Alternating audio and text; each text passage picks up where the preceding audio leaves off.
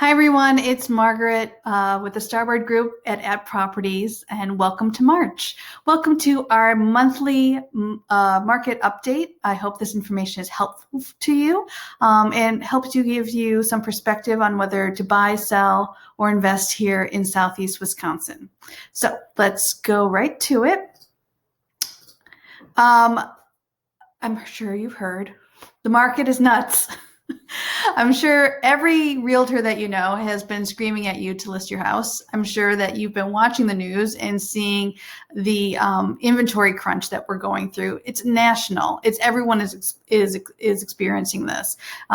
Lawrence Yun, he's an economist with the National Association of Realtors. He said that we could possibly reach 8 million homes sold this year, which is a phenomenal amount of homes. We sold 5.5 last year in a really good market. The only thing that's stopping us is not having houses to sell. Can't sell what we don't have. Mortgage rates are incredibly low, and they're going to continue to be low through 2021. Although we probably have seen the lowest of the low already. This is just a graph I put together about where the interest rates have gone on the 30-year fixed.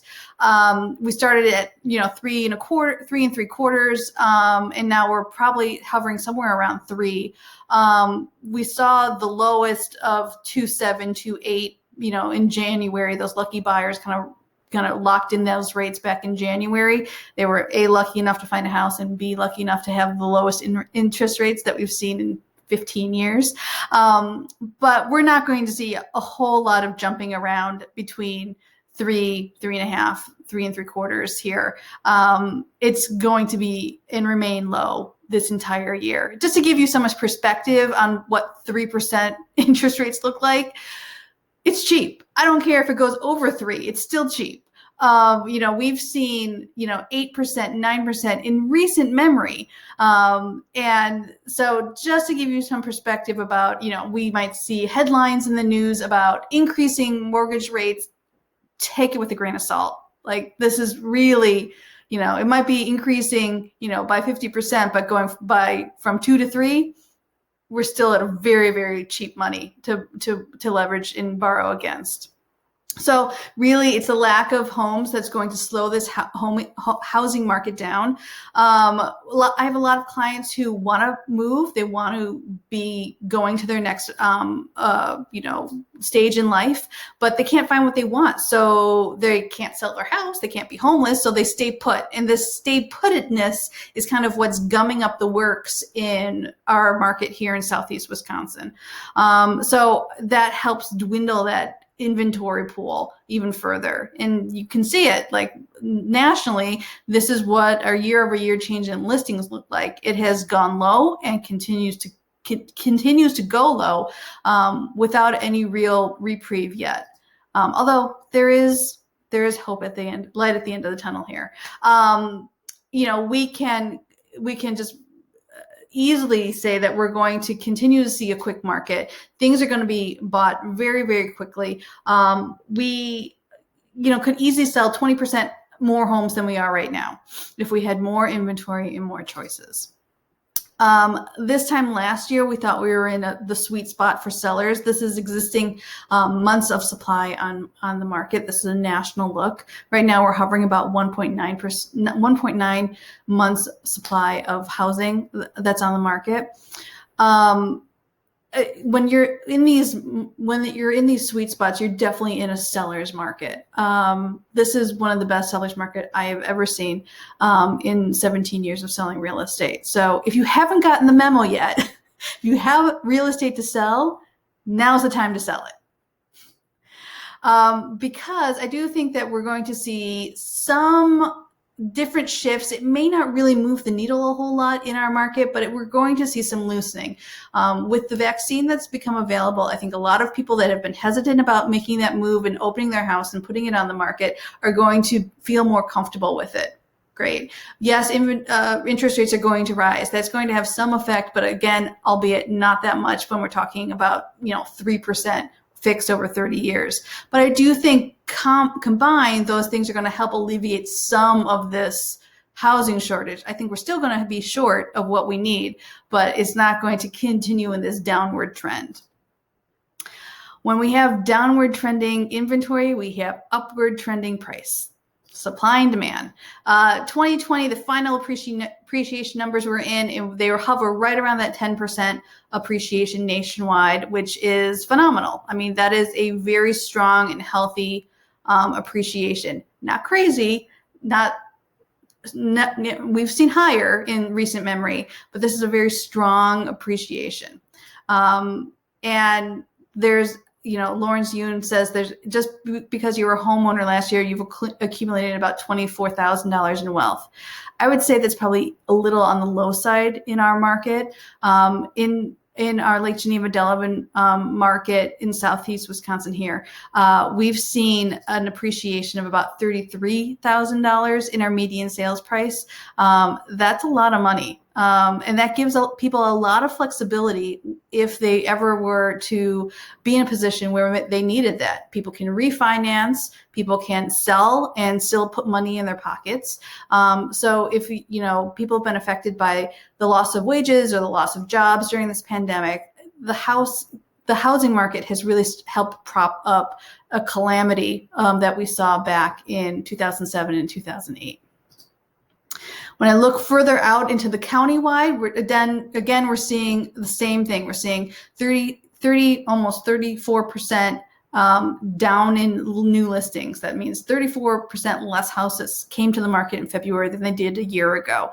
That's simply just exacerbating the problem here. When we look to the counties to the west, we're seeing same thing. They're also seeing a change in new listings, again, a shrinking of their inventory, but they're also seeing an increase in closed sales, which means buyers are buying all the inventory that's been standing there. So sooner or later, we're going to get down to 0, but there's just no standing inventory anymore. Kenosha County, same thing. The Kenosha County has a very strong sales price ratio of 98.4%, which is also a really good sign that buyers are out there and they're paying what sellers are wanting, which leads me to the question that I get a lot is, are we in a bubble, right? There's a bunch of reasons why we're not in the same situation that we were back in 2006. Let me go over just a few of those with you. Because of that high list price to sales price ratio, the median sales price implies that the housing is not overvalued today. People are still finding it affordable to buy houses, even in today's market. So the affordability of buying here in Southeast Wisconsin still remains very, very strong. We've got rising wages. We've got lowering interest rates. Our housing is still very affordable.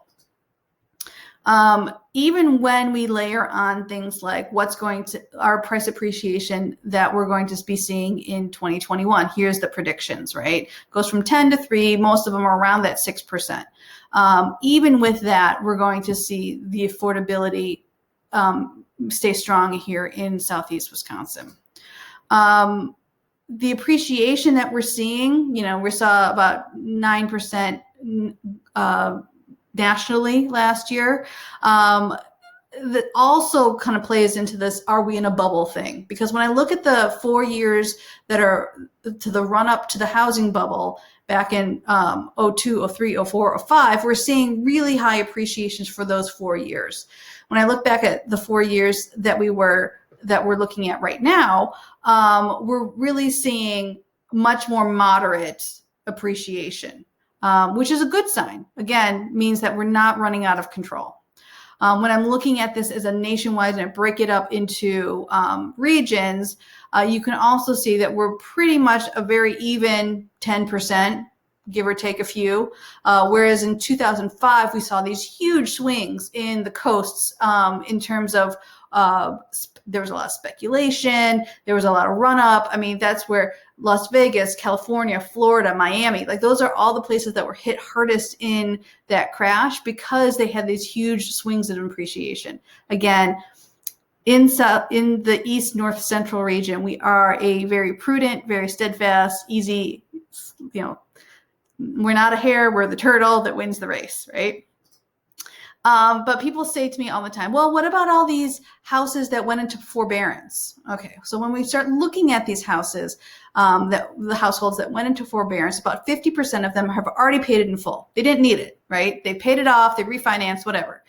33% are still working through their forbearance plan. And then we've got about 15% of them that are in trouble, quote unquote, in trouble.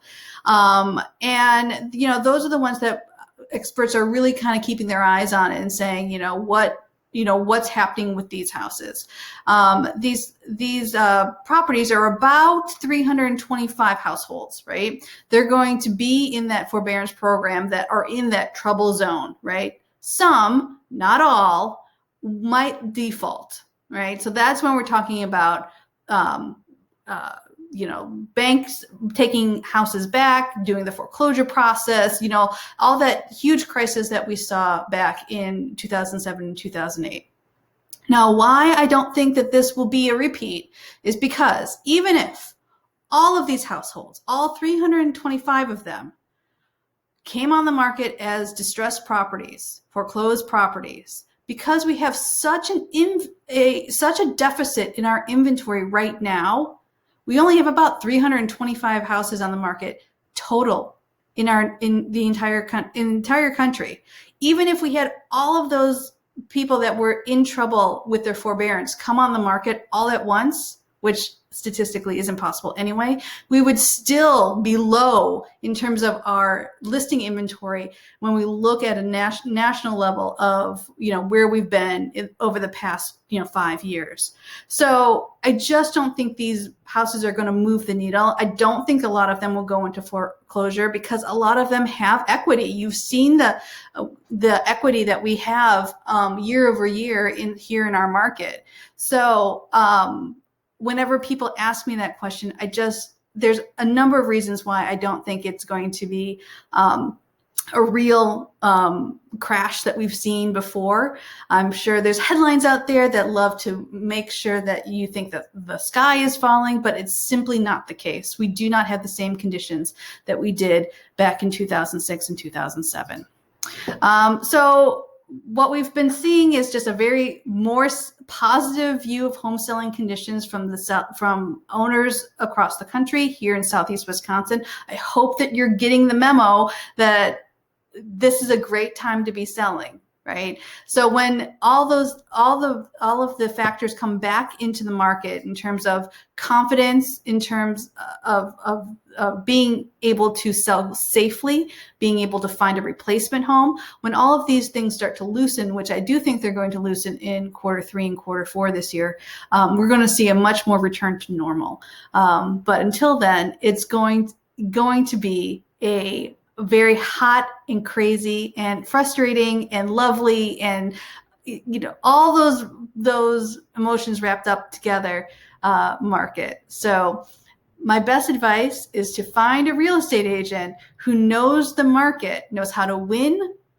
offer presentations, and knows how to maximize your marketing when you're buying or selling, because that really matters even in this wild market. So I hope this gave you some insight, some confidence to go to the market. If you have any questions, please feel free to call, text, or email me. I am happy to answer any questions that you might have. Until next time, cheers.